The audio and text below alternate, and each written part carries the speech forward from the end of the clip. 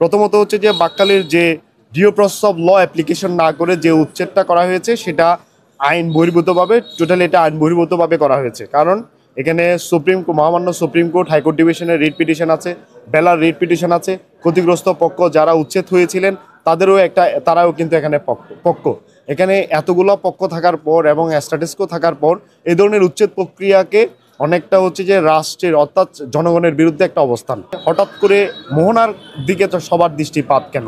এখানে কি কোনো ধরনের পুঁজিবাদী আগ্রাসন আছে কিনা সেটাও একটা খতিয়ে দেখা দরকার। তো এই বাকখালী নদী যদি আপনাকে যদি উচ্ছেদের প্রক্রিয়াটা যদি যেতে হয়, তাহলে আগে প্রথমে আপনার হচ্ছে যে বাকখালীর অংশটুকু কতটুকু সেটা আগে আপনাকে নির্ণয় করতে হবে। তাহলে বাকখালীর উৎপত্তি স্থান থেকে শুরু করে যদি আমি একেবারে বাকখালীর মোহনা পর্যন্ত চলে আসি, তাহলে সঠিকভাবে কোনো ডিমার্কেশন কিন্তু নাই, এখনও নাই। যেটা হচ্ছে যে সাধারণত যেটা পাওয়া যায় সেটা হচ্ছে তথাকথিত বাকখালীর যে আরএস জরিপের পরে বাকখালী নিয়ে আর কোনো ধরনের জরিপ হয় না, এবং কি দিয়ারা জরিপও কিন্তু বাকখালীতে হয় নাই। কক্সবাজার জেলার বিশেষ করে কক্সবাজার শহরে জমি ক্রয় করতে গেলে প্রথমে ডিসি থেকে অনুমতি নিতে হয়। ওনারা অনুমতি নিয়েছেন, তৎপরবর্তীতে সাব রেজিস্ট্রি অফিসে গিয়ে ওনারা এটা রেজিস্ট্রি করে জমি ক্রয় করেছেন, নামজারি খতিয়ান করেছেন। 14 সন পর্যন্ত সরকারের খাজনা দিয়ে ওনারা ওখানে ওই জমিতে ঘর বেঁধে ওনারা দখলে আছেন। বেলার ডাক এবং এই 26 জন আইনজীবী সহ 300 পরিবারের ডাকগুলো ভিন্ন। বেলা 8325/2024 14 নামের যে দাগের মামলাটা করেছেন, এখানে সম্প্রতি একটা আদেশ হয়েছে।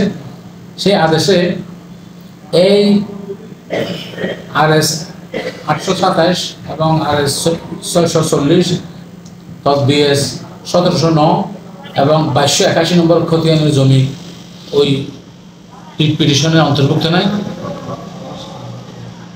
আমাদের এই 26 জন আইনজীবী সহ প্রায় 300 পরিবার আজকে ঘরবাড়ি ইতিপূর্বে বছর 2 আগেও ভেঙে দিয়েছিল। তৎপরবর্তীতে ডিসি মহোদয়, তৎকালীন ডিসি শাহিন সাহেব ওনারা ভুল স্বীকার করে ওনাদেরকে ওখানে ঘর বানানোর জন্য আর্থিক সহায়তা সহ অনেক কিছু দিয়ে ওনারা ওখানে ঘর বেঁধে ওখানে পরিবার জন্য নিয়ে আছেন। আমরা চাচ্ছি RS বলে একটা ডিমান্ডেশন করে ওনারা জমিগুলো উদ্ধার করুক। ওনারা সরকার যদি জমি চায়, ব্যক্তি মালিকান হলেও এরা দিতে রাজি আছে, এরা সরকারকে দিতে ওগুলো রাজি আছে সরকার। কিন্তু ইতিমধ্যে এই 26 জন আইনজীবী সহ 300 পরিবার মহামান্য হাইকোর্টে 1534/24 নামে একটা রিট পিটিশন দায়ের করেছেন। ওখানে একটা হাইকোর্ট ডিভিশনের স্ট্যাটাসকো তাদের পক্ষে আছেন। তারা ওখানে রোল নিষ্পত্তি না হওয়া পর্যন্ত ওনাদেরকে দখল না করার জন্য আদেশ প্রচার করা আছে। ওগুলো অমান্য করে এই 26 জন আইনজীবী সহ 300 পরিবারের ঘরবাড়ি উচ্ছেদ করা হচ্ছে।